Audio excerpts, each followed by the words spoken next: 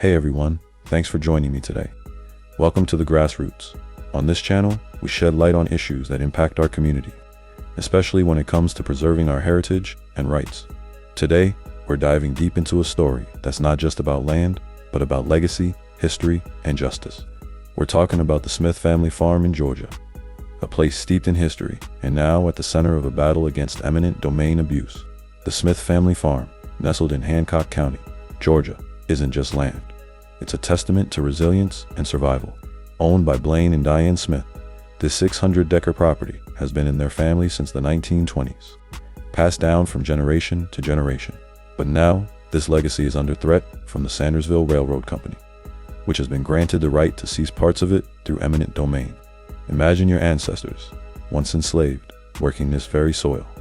For the Smiths, that's not just history, it's family lore. The land was acquired by Blaine's grandfather, a sharecropper who turned his toil into ownership. Over decades, this farm has been more than just a source of livelihood. It's been a symbol of freedom and self-determination in a community that has faced numerous barriers to Black land ownership. According to recent news from Atlanta Black Star and Capital B, this land represents a piece of Black history that's now at risk.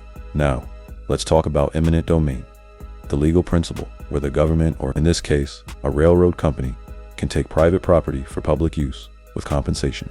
But here's the catch. The Smiths argue this isn't for public use, but rather to benefit private companies.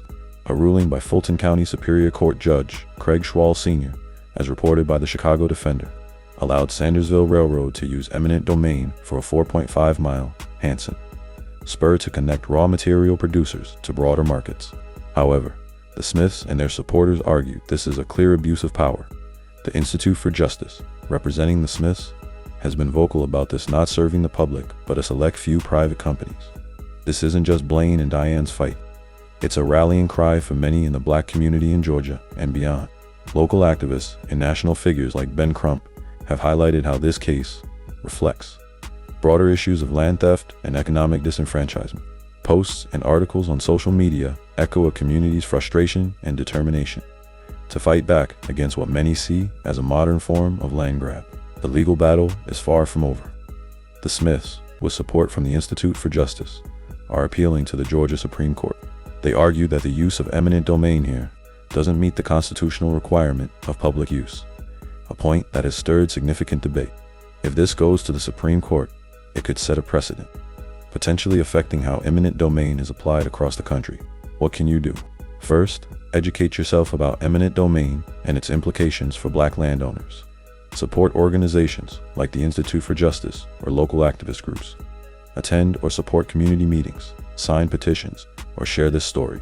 Every action helps in highlighting these injustices and pushing for systemic change.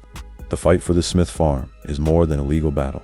It's about safeguarding our community's history, our rights, and our future. Thank you for watching. And remember, every piece of land tells a story. Every story deserves to be told, and every fight for justice needs voices. Subscribe, comment, and let's keep this conversation going. Until next time, take care and keep fighting for what's right. And don't forget reparations now. Cut the check.